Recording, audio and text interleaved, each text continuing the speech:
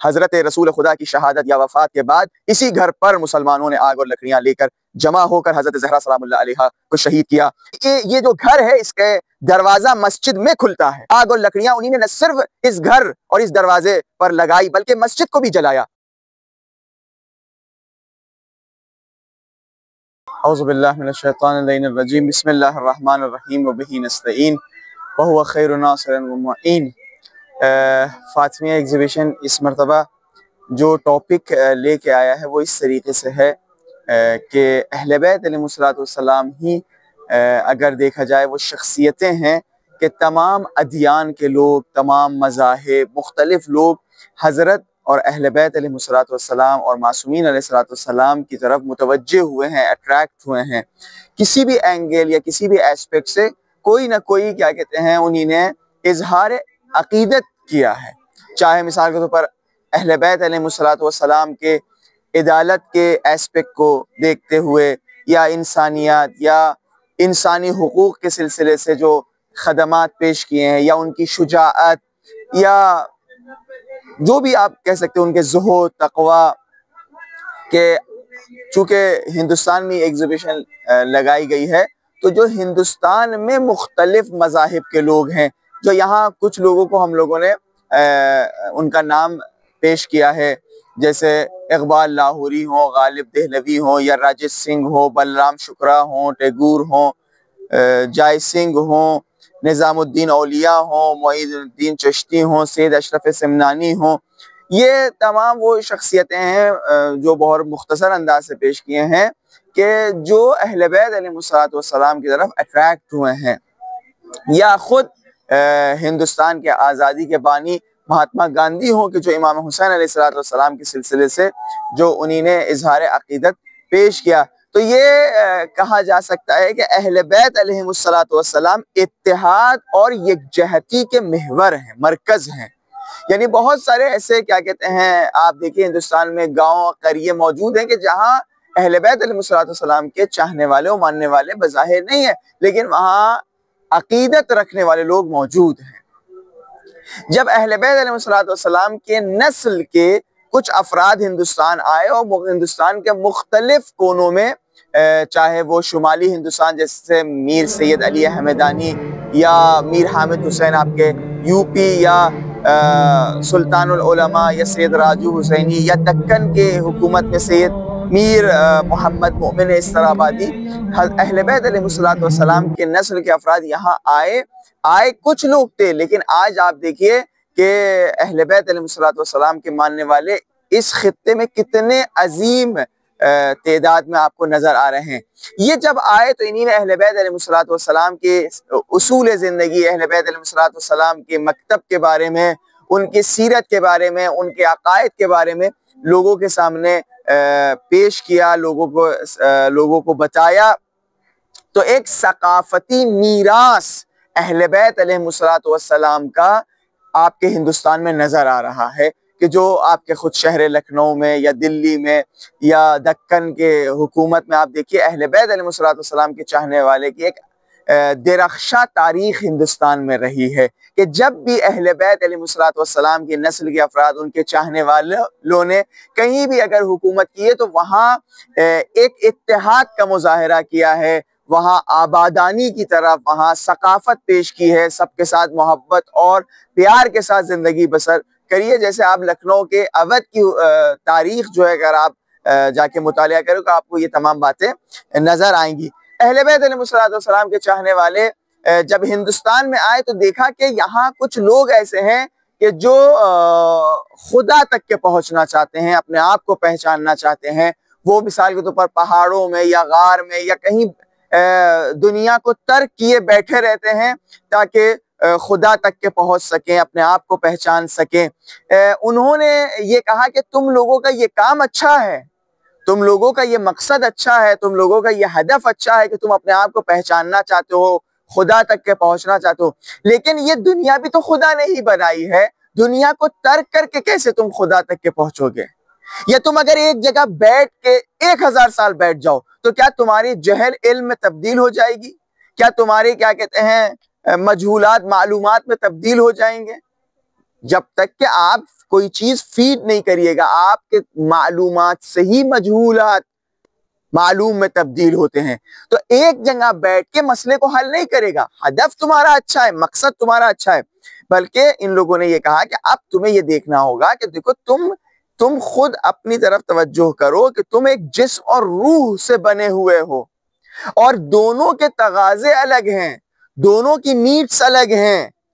यानी आप अगर मिसाल के तौर पर मुख्तलिफ एस्पेक्ट से देखिए कि जिस्मानी एतबार से हमारे पास 5 हवास है, जिसको हवास खमसा या सेंस कहा जाता है, या मिसाल के तौर पर इनकी क्या कहते हैं, क्या ज़रूरतें हैं, इनकी क्या क्या कहते हैं ख्वाहिशें हैं, खाने की हमारी जो ज़रूरत है, हवा की जो हमारी ज़रूरत है, जिस्म को लिबास की जो ज़रूरत है, हमारी जो फितरत है, हमारी जो जिस्मानी ताकतें हैं, या अगर रूहानी जो हमारी नीड्स हैं, जो हर इंसान इस वक्त एक सुकून की तलाश में रहता है। इन चीज़ों को जब तक कि एक ऐसा इंसान नहीं आएगा कि जिसका ताल्लुक आलम गैब से होगा, यानी खुदा से होगा, वो हमारी इन नीड्स को पूरा ही नहीं कर सकता है। हम अपने बारे में कैसे बताएं? इसकी मिसाल ऐसे ही है कि अगर आप कोई इलेक्ट्रॉनिक चीज अपने घर में लेकर आए और आप बगैर कस्टमर केयर को कॉल किए हुए, बगैर उस बुकलेट को पढ़े हुए आप चाहें उसे चलाएं, आप उसके सामने बैठे रहिए कि हमको तुम्हें चलाना है, तो भाई नहीं चला सकते हो जब तक कि जो क्रिएटर है, जो खालिक है, उससे जाके आप नहीं पूछिएगा, जब तक कि कस्टमर केयर को आप कॉल नहीं करिएगा तो आप नहीं समझ पाएंगे कि इसको कैसे चलाना है। ऐसे ही इंसान है, ये इंसान जो जिस्म और रूह से बना हुआ है, इसके जो नीड्स है कौन बताएगा? वही क्रिएटर बताएगा। इसीलिए आप देखिए कि तूल तारीख में आदम से लेके हजरत रसूल तक मुख्तलिफ जो अनबिया और प्रॉफिट्स परवरदिगार मुताल की तरफ से आए, उन लोगों ने एक दूसरे को भी मेंशन किया और खुदा तक सबने पहुंचाने की कोशिश की और सबने एक ही खुदा का इशारा दिया। अगर कोई और भी खुदा होता तो उस पर भी फर्ज था कि वो भी प्रॉफिट्स भेजे। जैसे ऐसे ही है कि कारखाने, आप तसव्वुर कर सकते, कोई कारखाना कोई सामान बनाए बगैर ये बताए हुए कि इसको कैसे चलाना है, अब इस बात को मानेंगे? नहीं मानेंगे, कहेंगे भाई तुमने बनाए, तुम बताओ। इसी तरीके से खुदा ने जब इस कायनात बनाया, इंसानों को खल्क किया, तो खुदा पर ही फर्ज है कि वो बताए। इसीलिए अब ये इंसान के जो मुख्तलिफ उसकी नीड्स हैं, इन नीड्स के आंसर और जवाब उसी के पास जाना होगा कि जो खुदा की तरफ से भेजा हो, मुंतखब हो। उसको हम इंसान कामिल कहते हैं, यानी बेनक्स इंसान।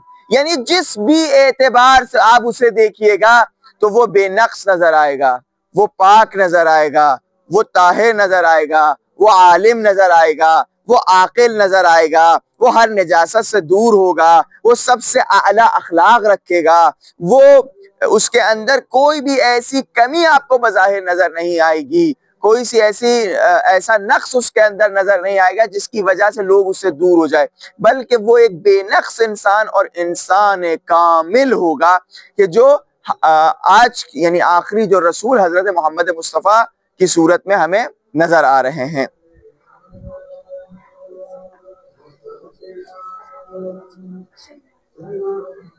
अब ये जो इंसान कामिल है कि जहां हर इंसान को पहुंचना होगा, इनके पास आना होगा ताकि इनसे ये मालूम कर सकें कि खुदा की क्या रज़ा है, खुदा की क्या मर्जी है, हम अपनी नीड्स को कैसे पूरा करें, हम कैसे जिंदगी बसर करें।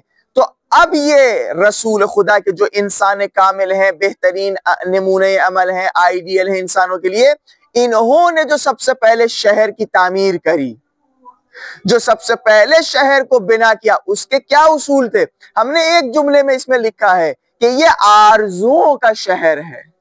यानी हर इंसान आरजू करेगा कि ऐसे शहर में जिंदगी बसर करे। क्यों? इसलिए कि इस शहर में इनफरादियत के बजाय समाजी जिंदगी के उसूल बताए गए हैं। इस शहर में वो मैं है, मैं वो है। यानी क्या? यानी हर वो चीज जो हम दूसरे के लिए पसंद करते हैं वो अपने लिए पसंद करें, अपने लिए जो पसंद करते हैं वो दूसरों के लिए पसंद करें। चूंकि यहाँ कोई गैर नहीं है, वो गैर को भी अपनेपन की निगाह से हमें देखना होगा। ये वो शहर है कि जो हमसाये के निजाम, नेबर और पड़ोसी के एतबार से सजाया और बिना किया गया है कि 40 घर चारों तरफ से तुम्हारे नेबर और हमसाया है, पड़ोसी हैं। अगर उनकी कोई प्रॉब्लम मुश्किल हो तो तुम्हारे ऊपर फर्ज है कि तुम हल करो। खूब हर इंसान अगर 40-40 घर देख ले तो क्या होगा, पूरा एक शहर सज जाएगा। कहा अगर किसी कोई पड़ोसी भूखा सो जाए और तुम पेट भर के सो जाओ तो तुम मुसलमान नहीं हो। ये वो शहर है कि जहां हर एक का ख्याल रखा जा रहा है। ये वो शहर है कि जहां यानी खानवादगी उसूल भी बताए गए हैं। आज सबसे ज्यादा फैमिलीज में जो इश्यूज चलते हैं वो ये कि डायलॉग डिलीवर नहीं हो रहे हैं, टाइम ही नहीं है कि एक दूसरे से बात करें। अहले बैत अलैहिस्सलाम, रसूल खुदा सल्लल्लाहु अलैहि वसल्लम ने कहा कि दिन में 2 मरतबा दस्तरखान बिछाकर खाना खाओ ताकि एक दूसरे को देख सको, दिल से करीब हो सके। और कहा जब दस्तरखान बिछा के खाना खाओगे तो परवरदिगार मुताल तुम्हारे उम्र से भी काउंट नहीं करेगा।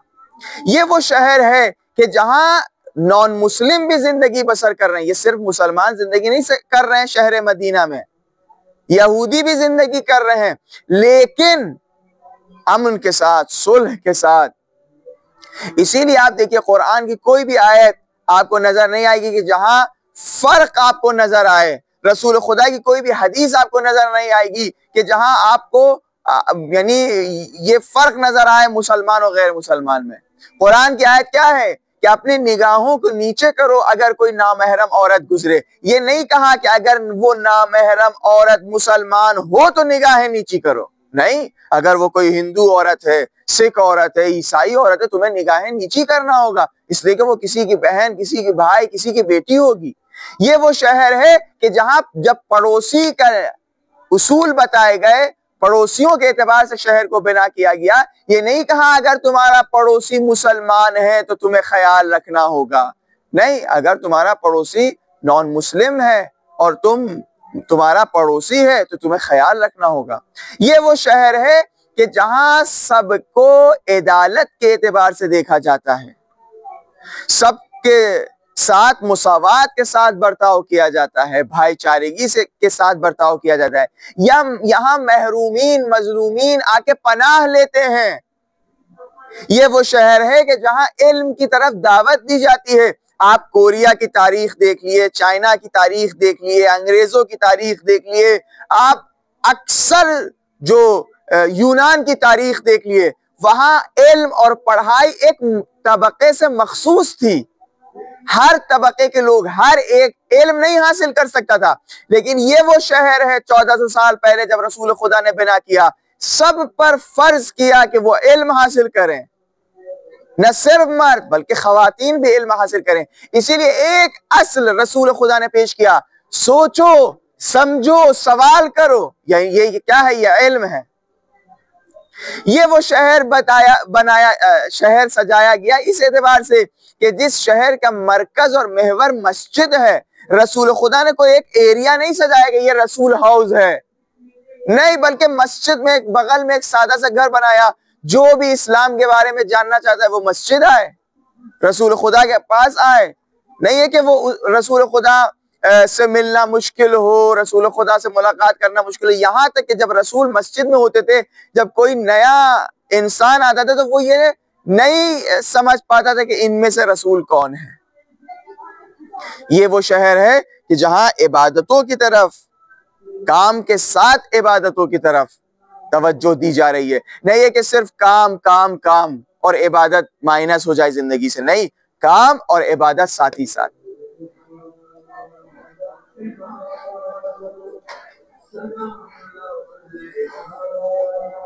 अब ये जो शहर इन उसूलों से जो रसूल खुदा ने सजाया, अब रसूल खुदा के बाद कौन इस शहर की जिम्मेदारी लेगा? कौन इन उसूलों को बरपा रखेगा? क्या ये कहा जा सकता है कि रसूल खुदा ने जो इतनी मेहनत और मशक्कतों के साथ ऐसा घर सजाया, ऐसा क्या कहते हैं समाज सजाया, ऐसा शहर सजाया, अपने बाद इस उम्मत के हवाले कर दे कि तुम खुद डिसाइड कर लेना कि मेरे बाद कौन बेहतर होगा? ये कहा जा सकता है? अरे एक चरवाहा भी अपने भेड़ बकरियों को जब तक कि किसी अमीन इंसान के हवाले नहीं छोड़ता है तो वो उनको तर्क नहीं करता है, नहीं जाता है। तो रसूल खुदा ने जो इन उसूलों से जो शहर सजाया था, बगैर किसी के हवाले किए जा सकते हैं। और बावजूद कि ये तारीख अंबिया रही है कि हजरत आदम ने हजरत शैस को अपना जानशीन बनाया, हजरत नूह ने हजरत साम को, हजरत इब्राहिम ने अपने हजरत इस्माइल को, हजरत मूसा ने हजरत यूशा को, हजरत दाऊद ने हजरत सुलेमान को, हजरत ईसा ने हजरत शमून को। तारीख अंबिया रही है कि वो जानशीन मुंतखब करते थे। इसीलिए हजरत रसूल खुदा ने भी परवरदिगार की रजा से, परवरदिगार के हुक्म से जो आए बल्लिग की सूरत में रसूल खुदा को हुक्म दिया गया, 10वीं हिजरी 18वीं जिलहिज को अमीरुल मोमिनीन को सलाहियतों के एतबार से, उनके अफजलियत के एतबार से वो उन्वान जानशीन मुंतखब किया। अमीरुल मोमिनीन की जात वो है कि कुरान की आयात उनकी अफजलियत की तरफ गवाही दे रही है। अमीरुल मोमिनीन की जात वो है कि जो जिस भी एस्पेक्ट से आप देखिएगा वो तमाम सहाबा में अफजल आपको नजर आ रहे हैं। शुजाअत के एतबार से देखिए, इल्म के एतबार से देखिए, इख्तिसाद के एतबार से देखिए, अदालत के एतबार से देखिए, सियासत के एतबार से देखिए। अमीरुल मोमिनीन को गदीर खुम में रसूल खुदा ने फरमाया मन कुन्तु मौला फहाज़ा अलीयुल मौला, और इसी खुतबे में रसूल खुदा ने 58 मरतबा, माफ कीजिएगा 49 मरतबा हजरत का नाम और उनका लक़ब अपने खुतबे में जिक्र किया। 120 हजार सहाबा के दरमियान ये ऐलान हुआ मन कुन्तु मौला फहाज़ा अलीयुल मौला। उसके बाद तमाम असहाब ने ये क्या पस अज़ दीगरी आके बैयत की, जिनमें जो बड़े सहाबियों के नाम हैं, जो मुसलमानों के बड़े सहाबी हैं, चाहे वो जनाब उमर हो, जनाब अबू बकर हो, जनाब उस्मान हो, साद इब्न अबी वक्कास हो, अबू मूसा अशअरी हो, इन तमाम लोगों ने आके ये कहा बख्खिन बख्खिन लक या अली इब्न अबी तालिब अस्बहत व अमसैत मौलाय व मौला कुल्लु मुमिनिन व मुमिना। आकर अमीरुल मोमिनीन के हाथों बेअत की मुबारकबादी पेश की और 3 दिन तक ये खैमा बरपा रहा। यहाँ खवातीन ने भी आके बेअत की और ये इस्लाम की निगाह औरतों की बनिस्बत के, औरतें भी, खवातीन भी आजादाना इंतखाब कर सकती हैं, वो भी हक का इंतखाब रखती हैं। इसीलिए 3 दिन तक के खैमा बरपा रहा। खवातीन ने भी आके बेअत की अमीरुल मोमिनीन अलैहिस्सलाम के हाथों। और ये जो 3 दिन तक के बेअत आके कर रहे हैं, इससे पता चल रहा है यहाँ मौला का माना दोस्त नहीं है, चूंकि दोस्ती में बेअत की जगह नहीं है। बेअत वहां की जाती है जहां हुकूमत की बात हो, जहां विसायत विलायत की बात हो। ये आप देख रहे हैं वो मस्जिद नबवी है कि जो बहुत यानी एक मॉडल आपके सामने पेश करने की कोशिश की है। बहुत सादा ये मस्जिद बना की गई थी। यहाँ रसूल खुदा का हुजरा है, बिल्कुल पास हज़रत ज़हरा सलामुल्लाह अलैहा अमीरुल मोमिनीन सलाम का हुजरा और घर है। बाब जिब्रील है, असहाब सुफ़ा की जगह है। कुछ सहाबियों के घर थे जो मस्जिद में खुलते थे। खुदा के हुक्म से सद्दुल अब्वाब का जो वाक़या तारीख ने जिक्र किया है, उन सहाबियों के घर के दरवाजे मस्जिद में बंद करा दिए गए इल्ला दर खाने अहले बैत, ताकि आने वाले ज़माने ता क़याम क़यामत ये पैगाम रहे, अगर तुम्हें इस्लाम समझना है, अगर तुम्हें इस्लाम की मालूमात और तालीमात से आगाह होना है, तुम या रसूल खुदा के घर पर जाना या अहले बैत अलैहिस्सलाम के घर पर आना। उन सहाबियों से इस्लाम न पूछना कि जो अभी ताज़ा खुद मुसलमान हुए हैं, बल्कि उन लोगों से पूछना कि जिनके घर में आयात इलाही नाजिल हुई है, जो आगोश रिसालत में तरबियत याफ्ता शख्सियतें हैं। अहले बैत अलैहिस्सलाम के घर उन्वान मरकज और महवर है तमाम मुसलमानों के लिए, इसलिए कि असहाब सुफ़ा एक वो शख्सियतें हैं कि जो अभी ताज़ा ताज़ा मुसलमान हो रहे थे, इस्लाम को समझना चाहते थे। तो मस्जिद के बिल्कुल किनारे एक चबूतरा, एंड में एक चबूतरा बना रहता था, वहां आके बैठ जाते थे। इनके आब व ग़िज़ा और ताआम और लिबास का इंतजाम अहले बैत अलैहिस्सलाम और खुसूसन हज़रत ज़हरा सलामुल्लाह अलैहा करती थी। लेकिन हज़रत रसूल खुदा की शहादत या वफ़ात के बाद इसी घर पर मुसलमानों ने आग और लकड़ियाँ लेकर जमा होकर हज़रत ज़हरा सलामुल्लाह अलैहा को शहीद किया। आज आलम इस्लाम को ये जवाब देना है, ये जो घर है इसके दरवाज़ा मस्जिद में खुलता है, मस्जिद में खुलता है। ये आग और लकड़ियाँ उन्हीं ने न सिर्फ इस घर और इस दरवाजे पर लगाई बल्कि मस्जिद को भी जलाया। क्या हज़रत ज़हरा सलामुल्लाह अलैहा से कोई खता माअज़ल्लाह सरज़द हुई थी? क्या हज़रत ज़हरा सलामुल्लाह अलैहा ने किसी पर जुल्म किया था? हज़रत ज़हरा सलामुल्लाह अलैहा के दर पर तो अगर कोई मिस्कीन आ रहा था, हज़रत ज़हरा ये नहीं पूछती थी कि तुम्हारा नाम क्या है, तुम किस मसलक से हो।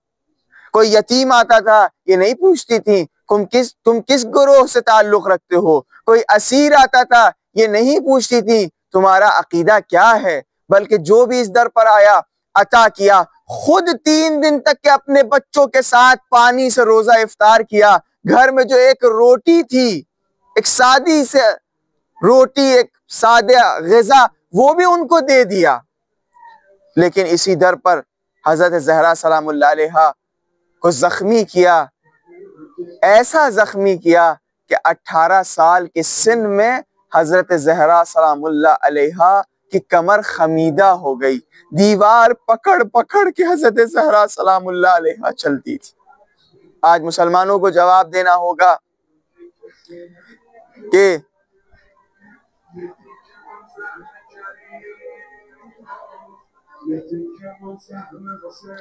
आज हज़रत ज़हरा सलामुल्लाह अलैहा का जो मज़ार है वो कहाँ है? हज़रत ज़हरा सलामुल्लाह अलैहा के जो रसूल खुदा की एक लौती बेटी हैं, आखिर उनके मज़ार क्यों नामालूम है? किसी को नहीं पता है। इसके पीछे क्या कोई राज है? इसके पीछे क्या कोई किस्सा है कि जिसकी तरफ हमें तवज्जो करना होगा ताकि हमारे लिए हक और हक्कानियत वाज़े हो जाए? आज रसूल खुदा के नवासे मदीना में मौजूद हैं कि जो एक मज़ार भी था उसको भी वीरान कर दिया गया। कोई एक शमा जलाने के लिए भी वहां नहीं है। आज मुसलमानों को ये जवाब देना होगा, अगर किसी बड़ी शख्सियत के सिलसिले से ये कह देता है कि ये उनसे मंसूब है तो लोग एहतराम करते हैं, लेकिन हजरत रसूल खुदा के नवासे मौजूद हों, वो भी ऐसे नवासे कि तमाम मुसलमान, तमाम मुस्तशरिकीन, तमाम लोग फरमा रहे हैं कि ये लोग आबिद थे, ये लोग जाहिद थे, ये लोग आलिम थे, लेकिन आज मज़ार वीरान कर दिया गया। ये गदीर के भुलाने का असर है, यानी गदीर में जिस मौला को रसूल खुदा ने मुअय्यन किया था उसको भुलाने का ये असर है कि आज दुनिया में जुल्म और जौर, आज इंसानियत को कत्ल किया जा रहा है। इसीलिए हजरत ज़हरा सलामुल्लाह अलैहा ने बार बार ये कहा, अनसीतुम, क्या तुमने गदीर को भुला दिया? क्या तुमने गदीर के उस मौला को भुला दिया जो रसूल खुदा ने मुअय्यन और मुंतखब किया था?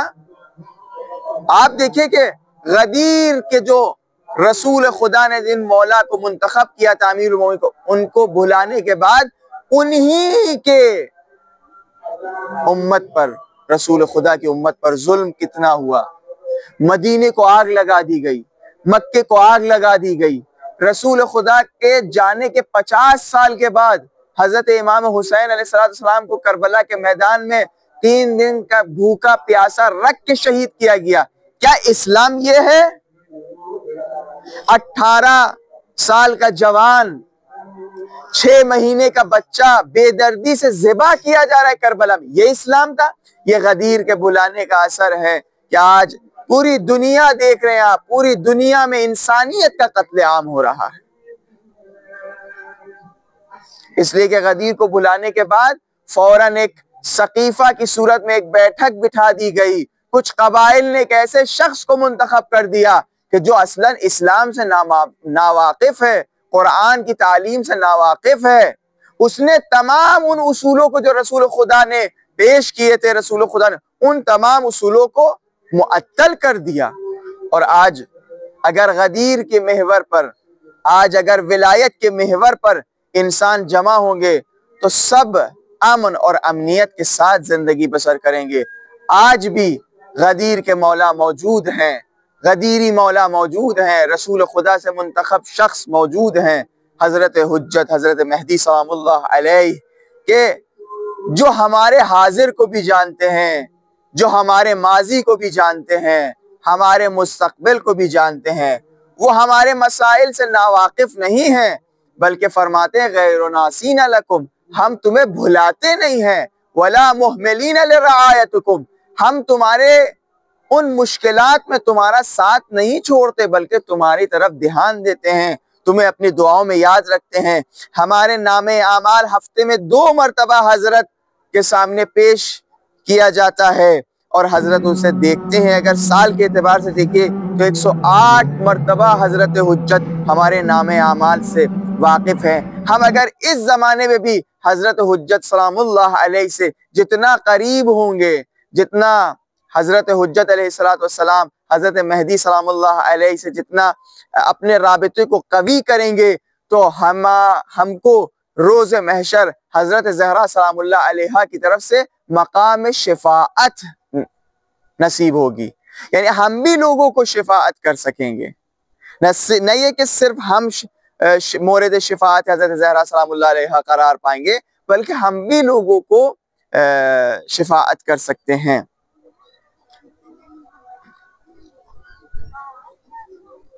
और ये जो अहले बैत अलैहिमुस्सलातु वस्सलाम का मकतब है, ये तारीख में पुरकशिश है, तारीख में पुरकशिश आपको नजर आ रहा है, इसलिए कि अहले बैत अलैहिमुस्सलातु वस्सलाम का वो मकतब है कि रात के तारीकी में लोगों की इमदाद करना, रात के अंधेरे में लोगों की मदद करना, ताकि वो शर्मिंदा ना हो। इसीलिए जब तक कि अमीरुल मोमिनीन मौजूद थे, लोगों को नहीं पता था कि अमीरुल मोमिनीन है कि जो उनके लिए आब व ग़िज़ा का इंतजाम कर रहे हैं। ये वो मकतब है कि एक शख्स आके इमाम हसन अलैहिस्सलाम को बुरा भला कह रहे हैं, इमाम फरमा रहे हैं कि तुम मुसाफिर लग रहे हो, तुम प्यासे हो, भूखे लग रहे हो, आओ तुम्हारे इस्तराहत करने का, तुम्हारे सुकून के कोई जगह तुम्हारे लिए मुहैया करें, तुम्हारे लिए आब व ग़िज़ा मुहैया करें।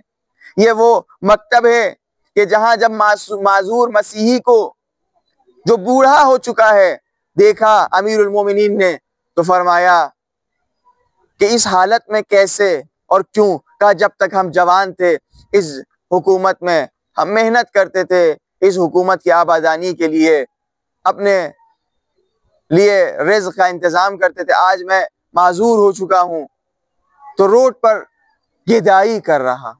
तो अमीरुल मोमिनीन ने बैतुल माल से उसके लिए कुछ रकम मुअय्यन किए। तो ये अमीरुल मोमिनीन अलैहिस्सलातु वस्सलाम के तरफ से ये उसूल कायम हुआ पेंशन का, कि जो माजूर हो जाए, बूढ़े हो जाए, तो बैतुल माल से उनके लिए कुछ रकम मुअय्यन हो। ये वो जमीन है, ये वो मकतब है कि जहां बंजर जमीनों को एहया किया जा रहा था। अमीरुल मोमिनीन बंजर जमीनों को एहया कर रहे थे। इसीलिए आज आप देखिए कि अरबईन के मौके पर पूरी दुनिया से हजारों मिलियनों लोग जमा होते हैं, जिसमें कोई मसलक और मजहब का कैद नहीं है, मुख्तलिफ मजाहिब के लोग जमा होते हैं। इतना बड़ा इज्तिमा शायद किसी मकतब और मजहब में पूरी उनकी तारीख में 1-2 मरतबा हो। यहाँ हर साला इतना अजीम मजमा इकट्ठा हो रहा है, चूंकि इस मकतब में कशिश है, इस मकतब में अट्रैक्शन है। इंशाअल्लाह ये तमाम बातें जो आपके सामने पेश की, ये आप सबके लिए मुफीद साबित हो। मज़ीद इंशाअल्लाह इन तमाम गुफ्तगू को माह मुबारक रमज़ान महदवी समाज के नाम से जो क्लासेस बर्पा होते हैं पूरे शहर लखनऊ, कश्मीर, गाज़ीपुर और अतराफ़ में, जवानों से दरख्वास्त है कि इंशाअल्लाह इन क्लासेस में भी शिरकत करें ताकि और बात वाज़ेह हो सके। वल्हम्दुलिल्लाह रब्बिल आलमीन।